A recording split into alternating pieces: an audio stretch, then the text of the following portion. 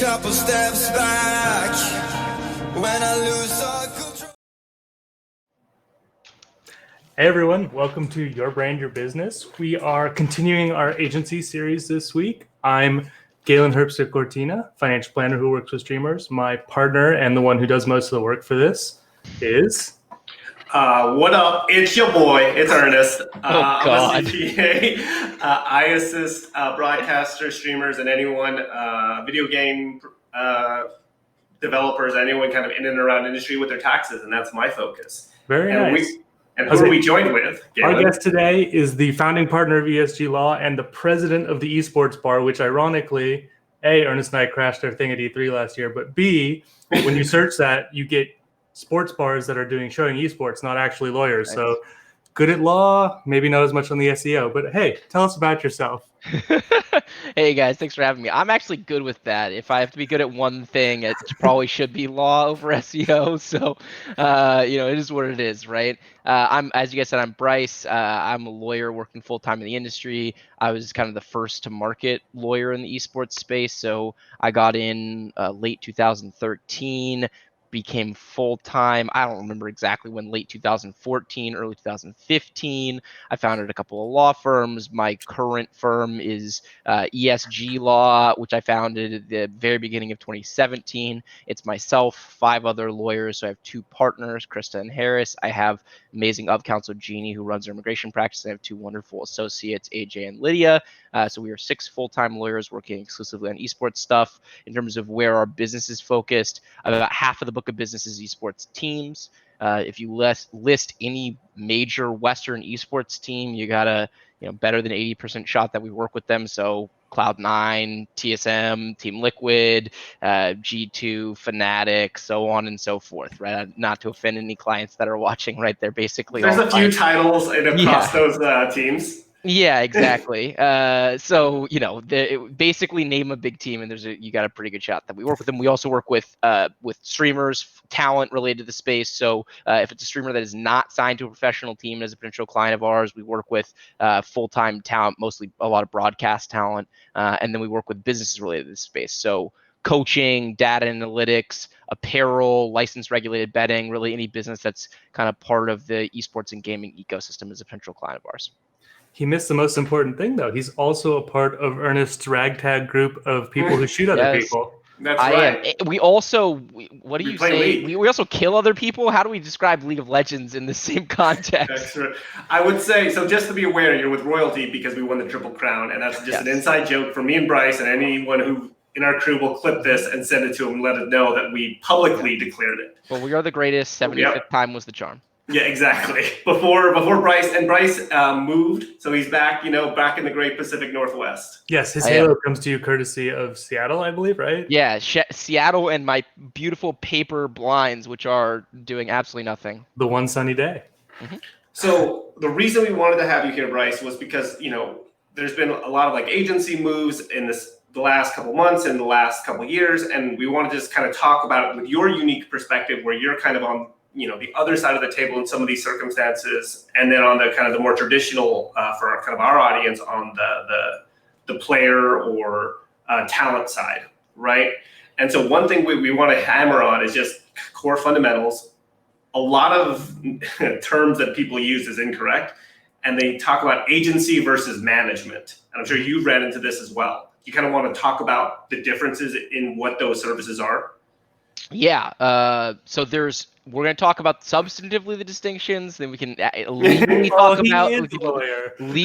about that, and then there's also the in practice version of this, right? So there are conceptually different things between agency and management company. The simplest way I can describe it is that the agency goes out and procures business for you. The management company manages business, so it can be incoming business or something. A lot of times you have an agent and a manager, right? Like you have someone that's managing your kind of day-to-day business while agents are out exclusively sourcing deals. Sometimes management will get very hands-on with their talent, right? Like I know a lot of big-time talent managers that are working with the biggest and best, right? Like the Jacksepticeyes of the world, right? And they'll be like, for example, Jacksepticeye created Cloak, right? And his manager is really heavily involved in Cloak and like came up with the concept and source the people who are producing the goods and all this type of stuff, right? Like very involved in the actual business. So there's a lot of things that a manager can do that tend to be a little bit more involved than what an agent will do sometimes. But the agent should be the one outsourcing the deals for the talent.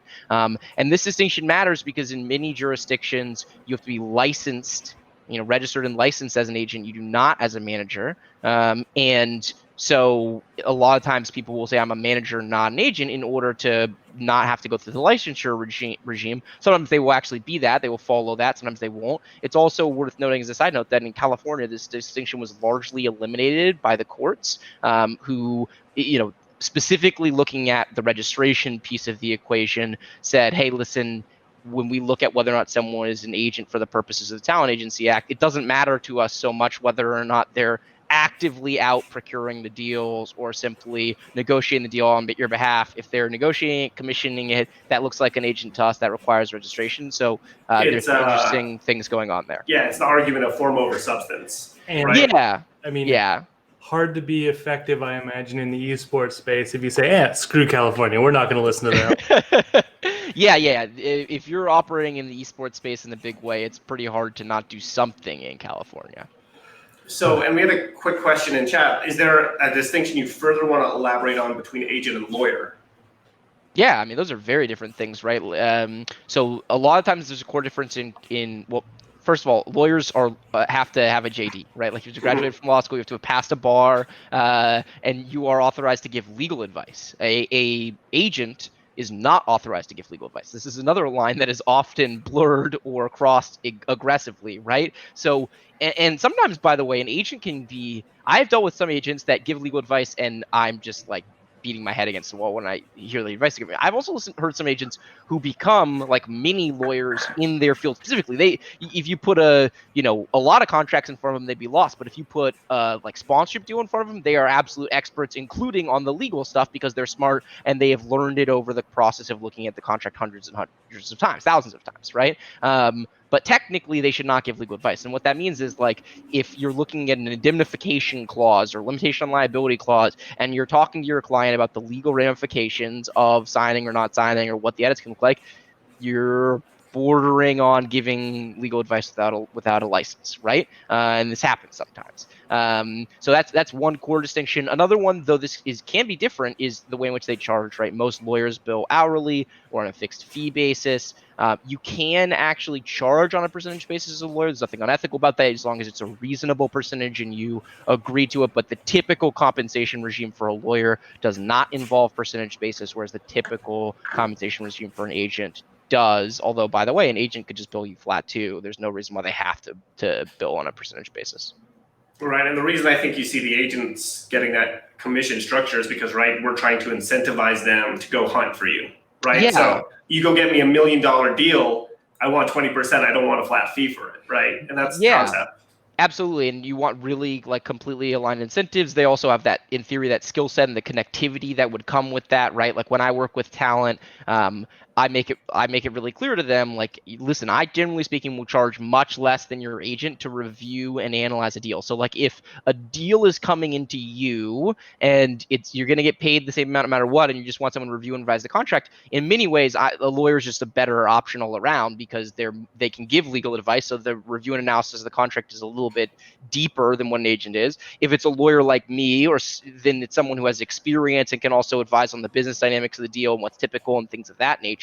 And you're more likely than not to get charged a much lower rate than if you just like give your agent 15% of a deal. But the agent can actually go out and might have sourced this deal, will have sourced other deals. So there's a lot of value that an agent can provide in the market that a lawyer cannot. As a lawyer, I cannot go and source deals for my clients, right? I cannot email 5 different peripherals brands and say, hey, my client is interested in deals, please send me your deals.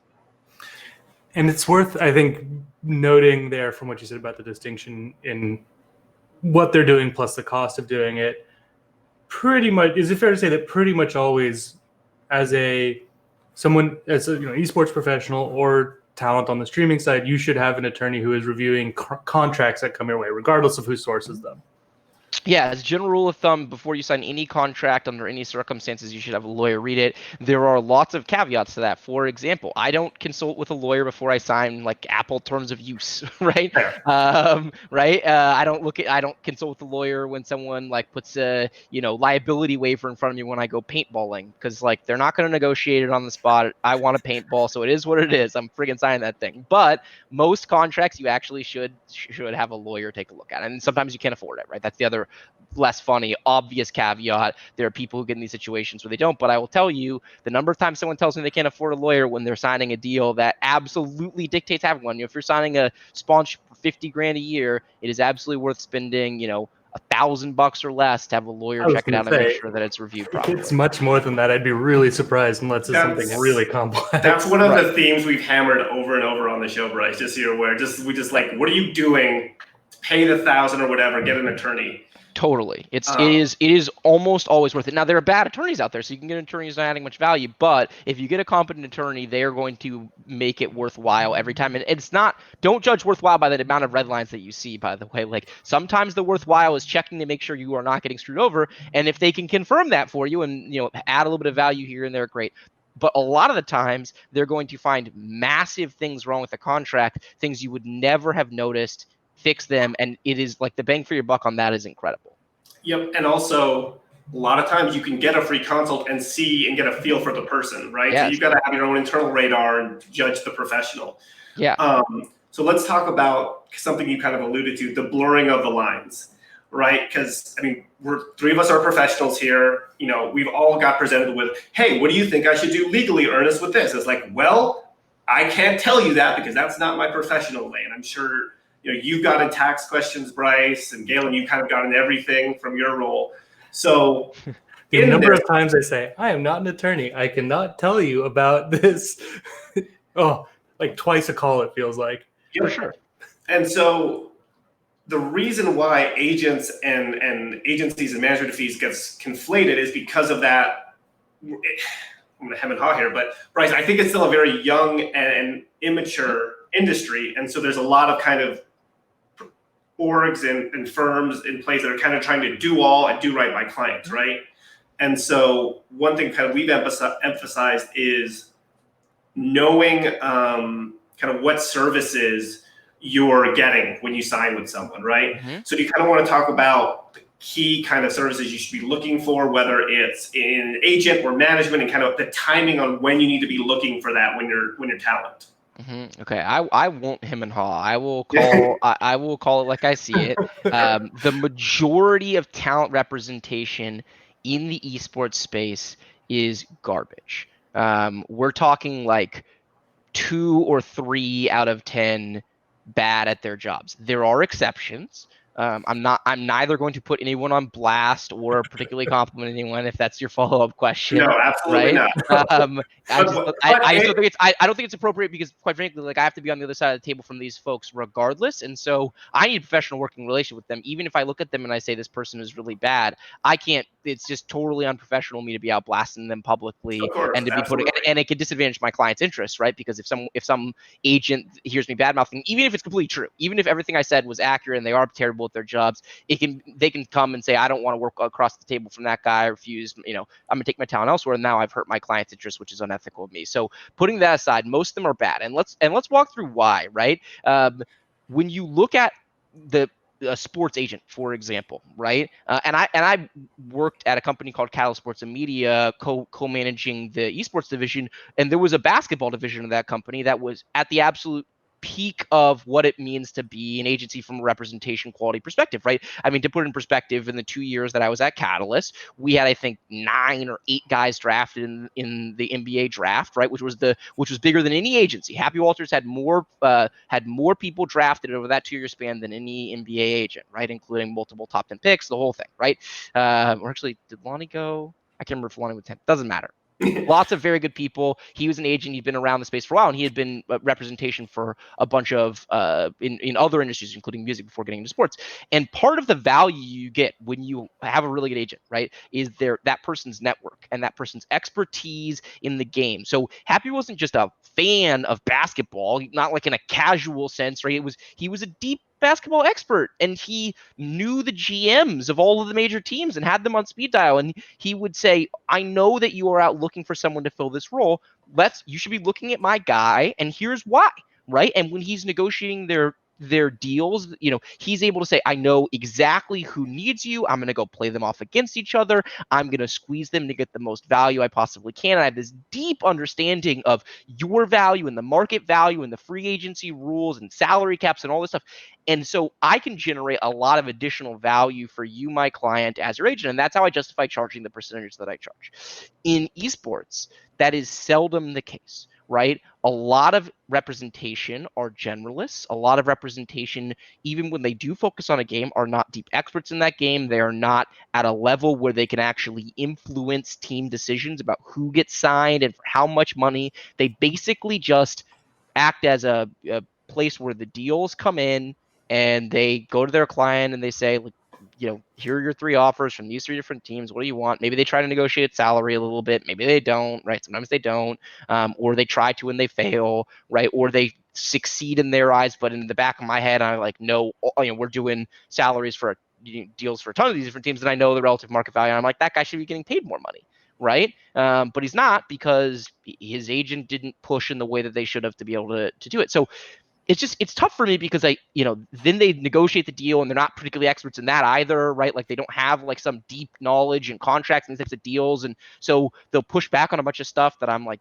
you're focused on the wrong things. Like, this is like, sure, I'm happy to give you these 4 things, but like, if I were in your shoes, here are the 12 things I'd care about, and you're asking me to change one of them. And this happens on a regular basis. So young space, a lot of people, some people very well-intentioned who are learning and improving, and I have seen growth in their career. Right when they first started, they really didn't know what they were doing, but hey, no one knew what they were doing in esports in 2016 from a business perspective.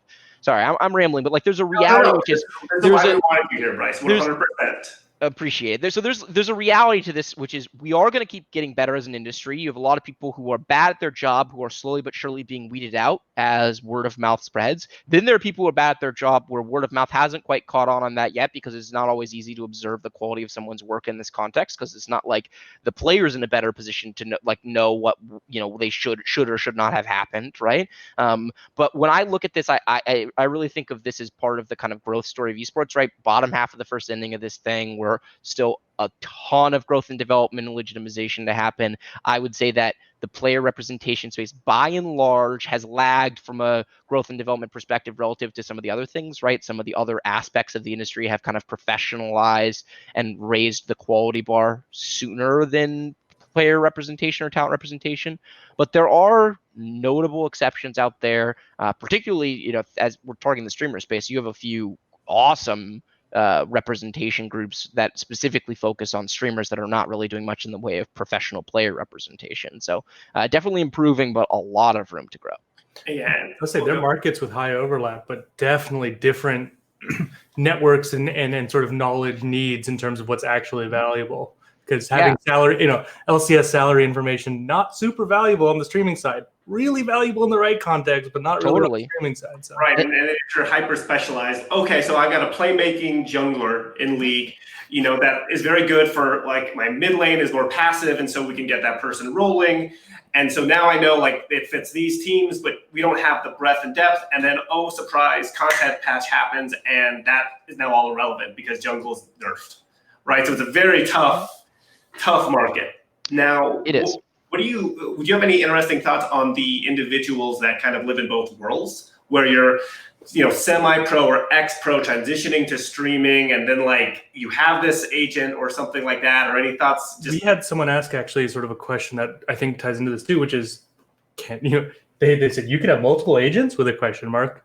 Yeah, absolutely. Yeah. Yeah, you can. And in overlap context, it could make sense. Yeah. So you want to talk, Bryce, about kind of signing, I'm going to butcher the terminology. Is it signing an exclusivity deal with an agent? Is that what it is? Yeah, so most agents require you to work exclusively with them, and there's good reason for that, by the way. That's not like a money-grabbing thing. The reality is, if this person's going to be out aggressively shopping you in the marketplace, giving your rights to someone else who's going to be doing the same is going to create a lot of confusion. Like two people reaching out to the same brand or the same dozen brands saying, I represent this person, you should be negotiating with me, can actually really hurt you in terms of like how the market is going to view your services and think like, oh, this person's just like out there trying to grab every possible deal that they can.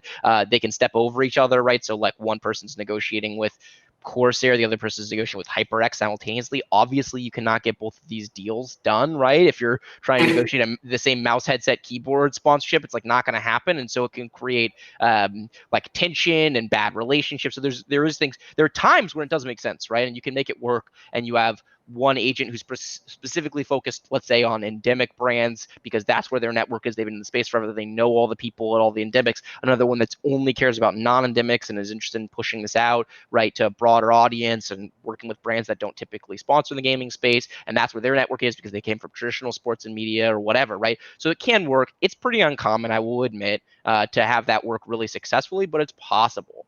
And then Ernest, I feel like you were driving at a slightly different question for a second. I don't know. You're talking about the people who do have the sort of crossover skills. Right, like the hybrid, right? Yeah. So I think there's a reality, which is what you need as a professional player is fundamentally different than what you need as a content creator. And there's two reasons for that. One, the knowledge base of like what an agent, like when we're talking about, and by the way, again, very few agents actually have this knowledge base. So it's not like there's a lot, like if you are a superstar CSGO, like, entry fragger, that there are some CSGO, like group of CSGO agents that you should choose from that are going to have all this knowledge that are going to influence coach and management decisions about which entry fragger they decide to go for when it comes time to make a roster decision. At this point in time, the representation block, by and large, plays no role in the actual decision making of who winds up on what team. That will change over time, but right now, that's not really a part of a large factor. It's just teams internally making decisions that they're making offers, and then representation comes in. So the knowledge-based thing probably will matter more as time goes on, but a little bit less right now. Now, what you need is fundamentally different because I'm sure you guys have talked about this on your show, right? Professional players in esports are very different than professional players in traditional sports, specifically as it relates to their intellectual property rights and how sponsorships work, right? So esports teams were born as inventory aggregators. They were offering players larger salaries than they were possibly worth purely from a competitive play perspective. And what they were getting in exchange for that, in addition to the promotion of the team brand and some potential access to a percentage of prize money, was the sponsorship rights. It's of course in basically every major traditional sport, team is sponsored by Nike, player can be sponsored by Adidas, team is sponsored by Gatorade, player can be sponsored by Powerade. This is just the way that it works. In esports, that's not the case. And I get into fights all the time with representation that by and large doesn't know what the hell they're talking about and says to me that's inherently unfair or exploitative. And I'm like, no, listen. If you're going to tell me something's inherently unfair, that means if I were to offer your client $5 million to play on my League of Legends team, that would be an unfair deal because it's inherently unfair to take their sponsorship rights. Would you and I both agree that if I offered your player $5 million for their sponsorship rights, that if you were to go on the market, you get who the hell knows what, not $5 million for, that it would be a fair deal? Yes, that would be a fair deal. Okay, so now we've established that this is not inherently unfair and it's just a math problem, right? We're just trying to figure out. Bryce, you just hit on the nail on the head for like my bar arguments. Like, hey, let me hit you in the face. Let me punch you. And the immediate reaction is no. And then I respond with, okay, I'll give you $10. Yeah. And they say, well, that's not enough. Yeah. So we've established there is a price where I can punch you in the face. Yes, absolutely. And so there is a fair version of a commercial contract that involves a player licensing all of their sponsorship rights to their team. Now, there's lots of good arguments about whether or not each individual contract is fair, right, in a vacuum, and some of them probably not. And in both directions, by the way, in some situations, the team is drastically overpaying for the value they're getting from the professional player. In some cases, it's the inverse. So whatever it is an individual deal. From a macro perspective, we have established a structure where by and large teams aggregate inventory, sell that inventory to sponsors, and that's a huge revenue driver for them. And there's a bunch of reasons why that happened. I'm happy to get into that if that's interesting to you guys, but for the purposes of this answer, has happened. And so when we're talking about what an agent does for a professional player, most of what they're doing is negotiating their player contract when it comes up every 1 to 3 years. Is there a little bit of room potentially to get independent sponsorships? There can be. It depends on the deal, depends on the player.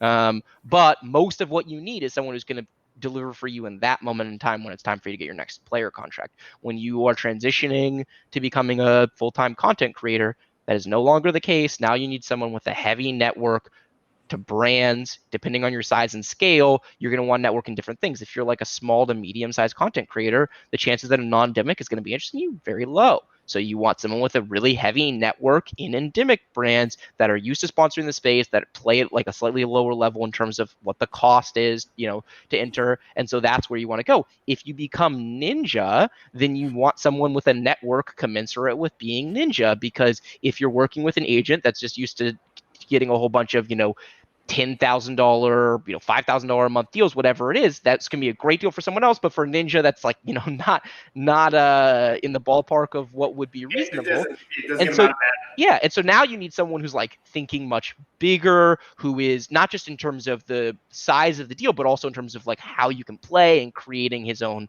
merchandising line, because he can actually sell a ton of it, but thinking about it in a unique way and going and doing a deal with Walmart because it needs to be mass scale and getting creative and how he activates with brands and thinking about what's going to happen. Another thing we haven't talked about at all is like agents and managers helping people build their careers, right? The building blocks of their careers, which is absolutely a skill set that an agent or a manager can have. And it's something that if you like look at the trajectory of Ninja's career, you're seeing smart people around him thinking through individual decision making so he does not become over corporatized. He does not completely abandon his roots of content creation, but it's deprioritizing single game focus, right? So that he can really live on past Fortnite and all this different stuff. So there's a lot of different ways in which these people can get involved and value they can add. And based on where you are in your career, you might have a different answer to this question about what you need right now. It's not a one size fits all thing, in the same way that like a CEO that founds a company oftentimes is not the CEO when that company goes public. Sometimes they are, but a lot of times it's like, elaborate on yeah. that. So to underline for people who don't know, so like examples of endemic sponsors would be like Razer, HyperX, or like game sponsorships like Valorant, like when they did the drop system. Mhm. Non-endemic sponsors, the stuff you saw recently, like State Farm, Geico, Nathan's Hot Dog, Charbon. Or frankly, even Herman Miller doing the collab, like they're bigger than esports, right? And people for the longest time being like, "Stop giving us racing chairs, please give us something ergonomic." And Bryce hit kind of on a bigger point that I want to elaborate on that we haven't discussed on the last time we did this, was that you may start with an agent who is helping you build your career, and that's kind of what their focus and what their core competency is, but you may theoretically eventually outgrow them, right? So kind of, Gail and I work with what I like to call like kind of the working actor, a lot of clients, right? So effectively, they've built their community, they can do this full time, they can make a healthy living, and they're not sure. A lot of like DIYers, do it yourself, bootstraps, all that, parlance that we want to throw around. How would you argue for them? Like, look, you need to start thinking about management just in terms of evaluating what they can do for you in terms of sourcing deals and increasing your revenue, Bryce. Yeah, I mean, there is no silver bullet there, right? You have to evaluate based on whatever your then current needs are, and then reevaluate as time goes on. And sometimes you'll be with representation that can scale along with you, and sometimes you won't. And you just have to make the hard decision when you get to that moment in time that like, hey, this person is no longer the right fit for me. But if I was in the situation of a player or content creator evaluating, I would want to be very realistic about where I am in my growth and trajectory of my career, where I think I'm going to wind up in the short run, and try to find someone that has core competency in that area, right? That's like works with talent of roughly the same size and scale, because that means they're going to be engaged in a lot of different conversations with brands that want to play at roughly that size and scale. I would also think about the roster that the manager or agent currently has and where I fit on that roster. So for example, if I am I'm a League of Legends streamer, and I'm looking at an agent, and that agent already works with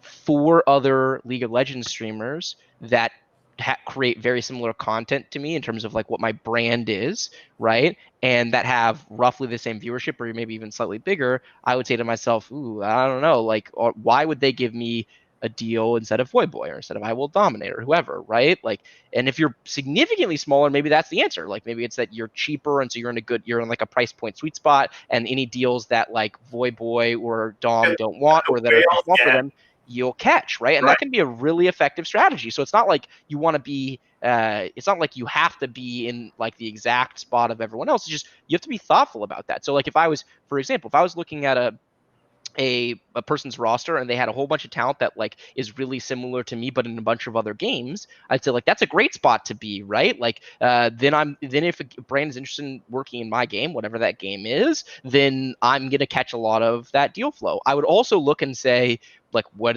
is my brand, right? Like I'm talking about Void Boy and I Will Dominate. Those are very different brands, right? And a brand that's going to want to work with I Will Dominate probably is not that interested in Void Boy, and vice versa. And so that can be a really healthy thing, right? That's actually really good if you're this content creator and you're like, I'm really confident that like, you know, I'm going to capture a meaningful amount of deal flow, and here's the niche that I'm going to serve in this thing. But you have to be honest with yourself about like who you are, what's going to be, you know, attract a brand to you, and then say, is there a ton of overlap between that and what's going to attract brand to all of these other people this person's already representing? If so, maybe I want to be somewhere else because I want to be higher priority when it comes to deal delivery. Right, and I think that's a good point in terms of evaluating the roster because, you know, the next question up is going to be like, what sort of job, let's role play, right? What interview questions would you ask someone who's approaching you or you've approached to be your agent/manager? And that concept of, you look at the whole roster that person represents, right? And then you kind of slot yourself, okay, they have their like A-list celebrity type person, right? And then, okay, well that means like they work with a sponsor, they get a big campaign, they're going to want to go large and small, right? Use a micro influencer if that's where you are, or maybe a mid-tier person, right? And kind of plaster the airwaves with what's going on, right? So to that role play question, Bryce, what sort of questions would you ask someone that you are approaching or approached you? So let's start generic and then we can get specific, because there's questions that everyone should ask, and then there's questions that I would ask based on where I fit in the totem pole of this stuff, right? So the generic questions, you obviously need to understand who they work with. You need to understand like how many people in size and scale, right? Sometimes on their website you'll see they'll have like 3 names or whatever, but that's kind of it. So I would want to get a deep feel for that. I would want to understand how many people work for them, right? So like oftentimes you're talking to a company, how many different representation folks do they have? Does it seem like they're overloaded? If I'm talking to a single person and they're representing 40 individual members of talent, I'm probably running, right? Because that's just too much to handle to do it all successfully. And so you have to get a good sense of that. Understand who's your point of contact going to be. Am I just being sold by the CEO of this company, but then as soon as the CEO of this company gets me in the door, I'm going to be working with someone who works for them? That's not necessarily a bad thing. Oftentimes it's a good thing, right? You just have to understand who that other person is, make sure you're talking to them and asking them. Then you need to ask, working with that person hand in hand. Yeah. Super close. Who's going to be your point of contact? Who's going to be the person that you're talking to on a day-to-day basis, right? Whenever you need something, right? You should understand the full scope of their services, whether you're talking to a management company or an agency, and get a sense of like what they're actually going to be doing for you. How much outreach do they do versus is this just an expectation that like they're going to manage your inbox? Like you're going to have at whatever the agency thing is inbox, and all that's going to happen is whenever the emails come in, they're going to like go and talk to that company on your behalf and negotiate a deal, or are they doing a bunch of outreach? I would really want to know what their vision for me was. Like I would ask them a bunch of questions about like what makes you interested in working with me specifically, why, ask them follow-up questions, make sure they can be specific about that, make sure this isn't just someone who's looking to like grab more talent to add to a deck that like if they bring you deals, great, but if not, it's not the end of the world to them, right? Really dive deep to understand like what their vision is for you, for your career and development, because even if it doesn't go that way, someone who has invested time and energy in thinking about answers to these questions and can answer them intelligently from the outset is the type of person you want to work with, because it means they're investing time into you on the front end. They're going to invest time into you on the back end, right? Once you're in the door, it's not just going to go away. So I would want to understand all those things generically. And then I would build on a lot of the conversation that we had, right? And I would ask specific questions about like, you already represent these 3 people. Why would you ever wind up giving me a deal instead of one of these 3 people? Like what kinds of deals are you out in the market talking about right now that you think would be a really good fit for me, right? Is there anything you would want to see me do differently in order to like slot better with your clientele, whatever it is, right? Like be specific about where you think you fit in their pecking order. And sometimes it can be the inverse, right? I'm way bigger than the people you represent. Like, why can you do a good job for me? right? Like, haven't you just played at a much lower level? Like, can you actually be up here, right? And understand what's going on. So really, it should be there's some generic stuff you need to cover with anyone, and there's a lot of specific stuff about where you are in the trajectory of your career and making sure that it's the right fit.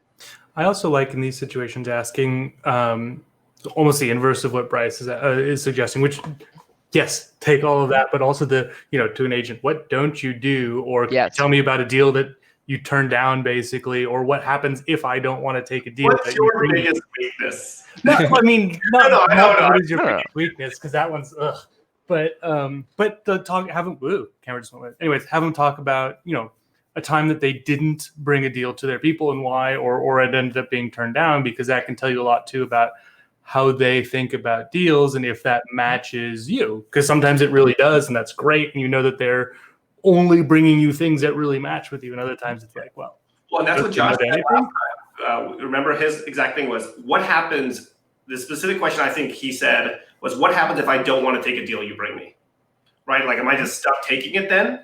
What are my outs here? If if I just immediately cut, what happens? And that should be in the contract, by the way. Like, it should be really clear in the contract what rights they have and do not have to commit you to deals. Are you exclusive or are you non-exclusive? How much consultation do you get? How involved are you in the process? How does the commission work? All of that stuff should be really clear. In that contract piece, how I know the lawyer answer is everything's negotiable, but how much do you see wiggle room in contracts? And if so, what are the sort of typical levers that people can pull up and down to help them match the contract terms to themselves? I mean, I would say the levers are exactly what you expect them to be, right? Commission percentage can be a lever, though some agencies absolutely do not negotiate commission. Exclusivity can be a lever, though some agencies absolutely will not work with someone unless it's on an exclusive basis, right? Whether or not you individually sign a contract or whether or not the agency signs it on your behalf can be a lever, right? It depends on how they're structured and what's going on. Length of term can be a lever. Termination rights can be a lever. There's a bunch of different things you can theoretically negotiate, but sometimes none of that is negotiable, and it's kind of a take or leave it deal. If my agent is presenting a take or leave it deal, I actually think it can be reasonable as long as the form contract is reasonable. But I would want them to be able to articulate why, right? I would want to understand from them why it needs to be like this, and then get a sense and feel like there's a give and take, and that there's reasoning behind it. If anytime anyone tells me this is just how it's done, or we don't accept edits to this, my reaction to that is that means you don't actually have a justification, right? Because if you had a justification, you could give me that justification. If you're just falling back on this is how we always do it, that doesn't matter so much to me, right? There's no value in that. It should be explainable. So I don't know. I think there's some really interesting dynamics here, and there is no like one size fits all answer, because I'm going to tell you to negotiate. And to ask all these questions, but sometimes you do all of that and you wind up where you were in the beginning, and that can be okay as long as what was in the beginning was fair. Now, there's versions of this that are unreasonable, right? If your agent, you can quote me on this. If your agent wants 75% of your deal, you're getting a bad deal, right? So like, there's just no version of a world in which that's reasonable. So there are some lines that if you're on the other side on, it just doesn't work. But then there's lots of fluidity to what can be a quote unquote fair deal on the other side. Fair enough. And what would you say are and we talked a little bit about this, but what would you say is sort of the core list of services that you'd look for in an agent? And then what are some of the perhaps a la carte, non-core, a la carte, whatever ones that you think are worthwhile or interesting? Yeah, I mean, I think the biggest thing is bringing me deals, right? Like, if I'm hiring an agent, it's because I want to be generating more revenue around my content, and so I expect my agent to be out in the marketplace, actively finding me deals, delivering those deals to me, right? Negotiating them, etc. Then there's just general business relationship management that they can do, right? Deals that come to you, they still negotiate. Some partner wants to talk to you, they can help. Sometimes they will help, like you'll have an actual like point person who can help you with fulfillment and talking with the brand and making sure that you're on top of your deliverables and kind of being your go-between. If I'm a content creator of any size or scope, I don't want to be dealing with any of these folks directly most of the time, right? And there are exceptions to this. Like, I have some client content creators, like Voidboy's a great example of this, right? Like, he is represented by Loaded now. He went for a long time unrepresented, and while in general I think being unrepresented is not a great decision for most content creators, he is the exception that proves the rule. He's outrageously smart and articulate and professional. And I don't, at literally no points in time was I ever aware that, like, because he was directly liaising with some brand, that he was going to screw up a deal or say something he shouldn't say, right? It's just not going to happen. He's just too good. But there are tons of people, like the majority, that's not the case. And so you want that go-between. Right. So that's like some of the kind of obvious stuff of, like, when we think of agents, what do they do? Then there's a lot of other stuff, right? We talked about career building and thinking through your trajectory. Like, a really great agent or manager is going to be thinking that through with you. And they're going to be helping you make decisions like, is it bad for my brand to be doing this deal or to be streaming this game for a little bit? What, I'm spending a bunch of time on Twitch and only Twitch. Let's think about going and finding you a video editor to make sure that you're building a YouTube while you're at it. Like, oh, you create kind of content that could be good for TikTok. Let's make sure we're doing that, right? Let's make sure we're you aren't doing anything from a production standpoint as it relates to your content. Like, let's think about how we can level up your production. You are currently just only creating content around this game, but there's tons of opportunities in other games, and we think your audience could pour over. So let's experiment with that and see how it goes, and see if we can turn you into a variety streamer. Because if you're a variety streamer, there's a lot more value, right? Like, you are no longer tied to a game that at some point could die. You are now much more kind of aggressively in the pipeline of new game advertisement money as people decide where to deploy their capital when they launch a game and they want to work with a bunch of influencers. They're going to think of you, right? Your audience is more valuable if it crosses over to different games. So there's a ton of this type of stuff that, like, a really great representation should be helping you think through, and they should be like your go-to. When you're sitting up at night trying to make career decisions, you should want to call your agent or your manager and think out loud with them and get their feedback and trust them and have a give and take there. This is what truly good representation is about. These are the people who really earn their commission. In many ways, the commission is earned not on the deals. Like, you pay them the 15% of the deals because that's what it is. But, like, you should be getting a ton of value from them when they're not just negotiating a deal for you. There's a lot of other things they can be doing for you that are not billed for, but hey, they're making their 15% on all these deals. That's okay. They're more than happy to help build you up and figure out where to go with your career, because it's going to lead to more big deals down the road. So we want to be sensitive to your time. So any questions in chat, feel free to start firing them in now. I tried to answer a couple while we were talking. But last thing, Bryce. So I told you before in confidence, I hate streamer Twitter. I've said it on the show multiple times. Streamer Twitter is the worst. And every once in a while, at least once a week, if not every 2 weeks, I'll see something where a broadcaster or content creator will blast a management company or something. And I think part of that is kind of the expectations of what, kind of a lot of our conversation today, where they have either too much expectations or management's just that. And so kind of how often do you think you should be talking to your management and agent, and how would you go about kind of doing that evaluation of whether or not they're doing a good job? I'm going to be making educated guesses on this because I've never been talent talking to an agent, right? So I don't actually have like a good sense of what the best one does. For your TFTs? I gotta work on that. First of all, I gotta do better than tournaments, but then I'm there. Breaking my heart. Just this, Bryce is very good at TFT. Probably what, top 100? What question we're trying to ask? What am I currently on the rank ladder, or how good do I think I am? How good do you think you are? We're gonna get on this tangent. How good do you think you are in your heart? If I'm really playing, I'm one of the best. Okay. 30 players in North America. If I'm really playing, if I'm up to date on the meta, if I'm like, because when I'm there, I climb. But the problem is I have a full-time job and I just can't do it most of the time. And he says this, and he's been in like 2 big. Like weekly kind of leading up to bigger tournaments, and he's broken my heart every time I've watched him. Yeah, it's tragic. I carve out this 3 hours of like, Sandra, listen, I know you want to spend time together. I got to root on Bryce. He needs me to know. He's going to hear a whisper on the wind. He's going to look to his left and be like, Ernest is out there. Have you thought about the fact that maybe I don't need you? Have you considered the possibility that you are the jinx? Because you're probably the only person who's watched each and every time, Ernest. That's probably fair. I think Rick would also say he's there. So we have to do like a process of elimination. Yeah, I like that. So to go back on rails, what do you think how do you evaluate, your relationship with your agent if they're doing a good job?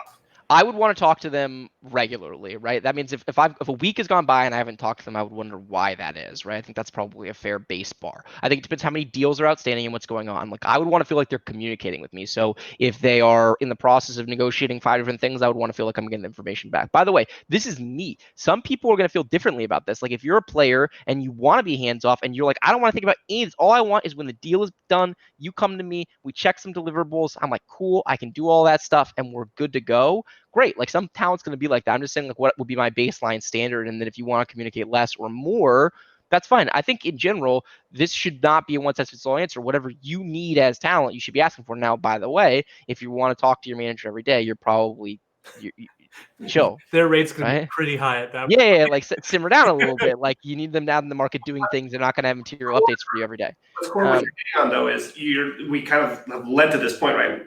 You outline your expectations at the start. You have this open Discord. You find out if it's a good fit. And then on the back end, okay, this is what we all talked about. Are we actually doing that? Is each person getting what they're needing? Yes, I agree. Set your standards, and then hopefully they meet them. And if they don't, have a conversation with them about it. If they really don't, then get out of your representation, right? Yeah, I mean, then there's some results oriented expectations too, right? And this is like not rocket science. You know roughly the size of your deals. You know roughly the categories you should be filling based on where you are in your career, and they should be filling those categories for you. And if they're not, there should be a good reason why. And if there's not, then like you're probably not getting the results that you should be getting. And this isn't, look at content creators of roughly the same size and scale of you and the same title or genre of titles and see what your competition is getting and control for outliers. This guy is killing it. This person is doing awful. Like, what does middle ground look like? And you should at least be there, right? And there should be a dialogue about that. At the end of the day, you're hiring this person to deliver results. They could be amazingly communicative. They could be all over it. But like, if they're not creating the revenue for you that you hired them to create, then like they can be a great person, but not, and they could even be good at their job, but maybe just not for you specifically for some reason. And that's, I think, a big part of the, being a responsible business owner. Part of this is even if you're handing off responsibility for a certain part of your business to someone else, you still need to be in charge of researching and managing to make sure that they're doing a good job. Because, you probably know other people on their roster. You probably have friends who run at a similar sort of stream size and genre as you. Mm-hmm. You should be spending time talking with them, even if they're doing those friends, to make sure, just to level set, to use the more annoyingly corporate term, but like to make sure that you're getting what you should be getting, and that it's still safe for you to outsource that, essentially, or at least outsource with this person. Any agent or management that wouldn't allow you to talk to another of their own clients and see how they're doing is a huge red flag. By the way, that's something when we were vetting that I meant to mention that I forgot. Like, ask who their other clients are and get in touch with them. If you can't get in touch with them, ask to be put in touch with them and ask. Yeah. So the one question I got, Bryce, and I think I'm asking this one because it's a super attorney question. Do your clients ever ask you about multi-jurisdictional rules, such as whether and how you can represent people outside of the state of Washington, as an example? I mean, do my clients ask? Yeah, that's why I laughed. Yeah, not usually, but they should, and then we volunteer that information regularly, right? So like, like I wish they asked and cared, because it would tee up my CYA a lot more naturally. But generally speaking, they don't ask. As a lawyer, you're only allowed to practice in the jurisdiction where you work. There's some smaller caveats that you can give in some situations, and larger caveats that you can give. So like, for example, in ESG, we have lawyers that are barred in in Washington, California, New York, New Jersey, Minnesota, and Texas. I probably missed one, but that's the core. And so if it's in one of those states, it's very easy. If it's in another state, we can oftentimes advise and just give the caveat that we're not local lawyers. It turns out Oregon law is not all that different from Washington law. I cannot advise as it relates to Oregon law, but I can give you general review as a U.S. lawyer, and then you can get it vetted with local counsel. If someone's in Louisiana, that laws of Louisiana is actually a lot more different than you would expect. Yeah, there's like some Napoleonic Code stuff going on there. So then if I see a contract governed by Louisiana law, I'm like, you actually probably really don't want to use me for this, right? Unless it's like a highly specific esports transaction. I almost treat like Louisiana law like I do French law, right? So there are times actually when these clients, clients from abroad will retain us to do work on their behalf. And it's because we have so much esports experience that we can do something for them better, faster, and cheaper. And then they have money on the back end to go and have, French lawyer take a look at it. So, like, for example, player contract, great example, right? I wrote the standard player contract from scratch. We've been iterating on it ever since. Thousands of players use it, and it gets passed around. it does. Yeah, it does for sure. But like, if you're a French team and you are given the choice between, I want a really good esports player contract, you can go hire some French lawyer who doesn't know what an esport is and have them try to drive from scratch. And I can tell you, they will charge you a lot of money to build it from scratch because they don't have anything like it, and it will not have anywhere near the coverage of ours.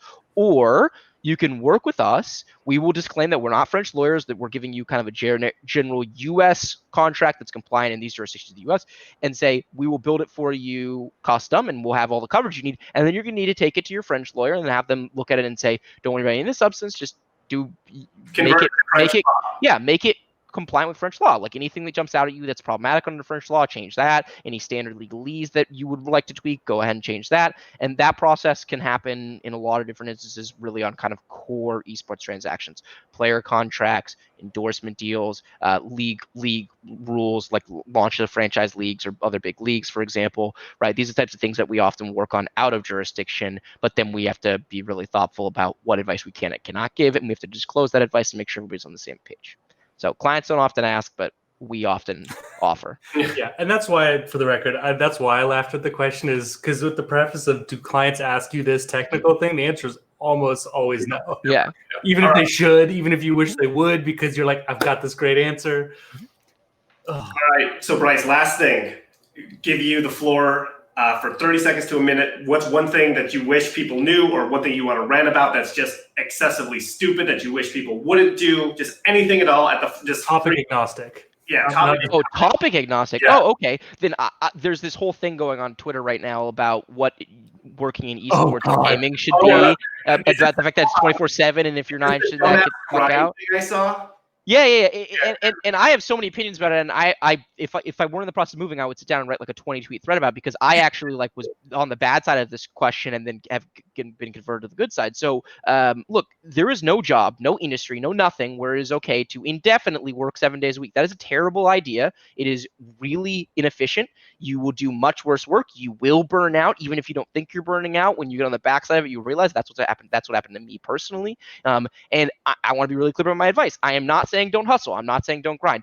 Anyone who's in the building stage of what they are doing from a career perspective should be hustling and should be grinding. When I started my esports law practice, I was working 7 days a week. I did that probably longer than I needed to because I was so in the trenches of the grind that I didn't take a step back, take a breath, and realize that it was killing me, right? I put on 30 pounds. I wasn't seeing my friends. It was, I wasn't in a great place with, like interpersonal dynamics, because I was just like not sleeping very well and all this different stuff.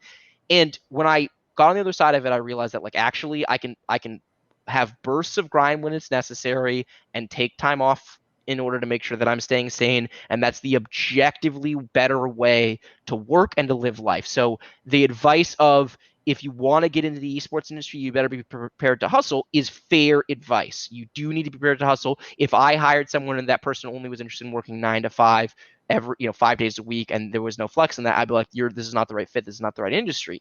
But I would also never tell an employee of any company that I work at that my expectation is that they work on 7 days a week indefinitely. Anyone who's building such a company has a corporate culture that is completely fucked, and that is just wrong. So there's a good core message to this, as often happens on social media, that is fair and reasonable, but there is no nuance to the position and to the debate.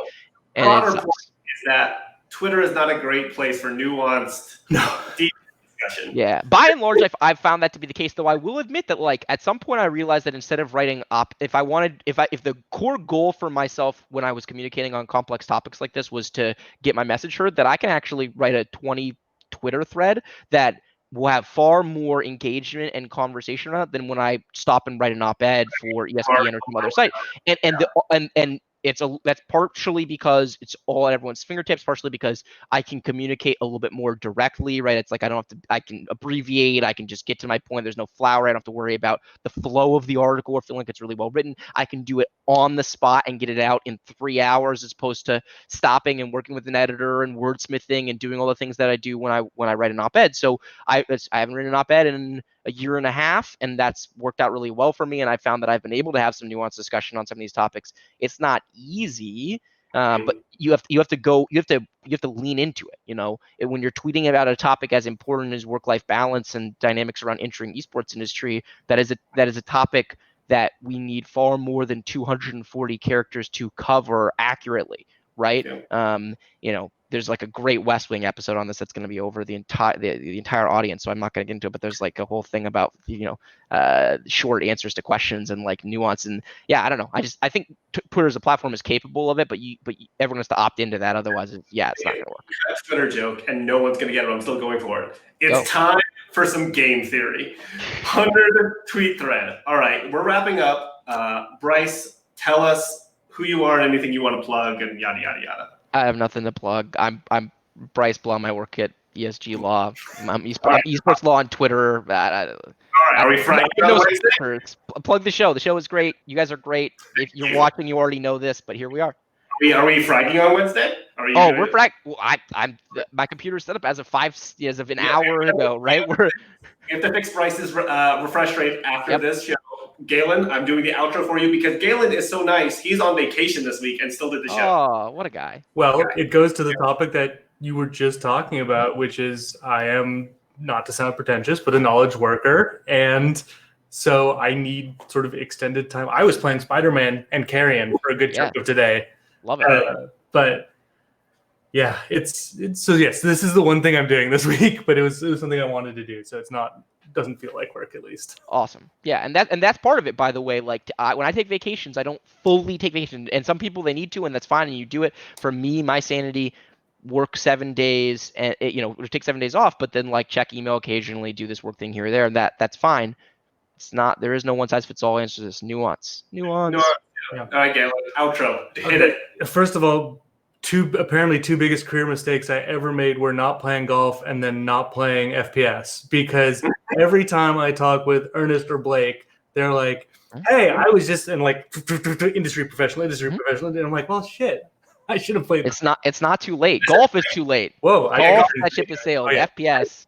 Listen, Blake will teach you Counter-Strike. It'll be the worst experience of your life. But no. Hey, Bryce laughed. Like the laugh of, wait, that's actually true. Like it had the kernel of truth in it. No, thank you. But yeah, Galen Herbst Cortina. I'm a financial planner who works with primarily streamers, less on the esports side. And that's all I'm going to say because I'm on vacation. Right. I'm Ernest Jones. I'm a CPA. I also just help people with their taxes. And this is your brand, your business, and we're out of here. Thanks so much, guys. Later, everyone. Wow. Bye.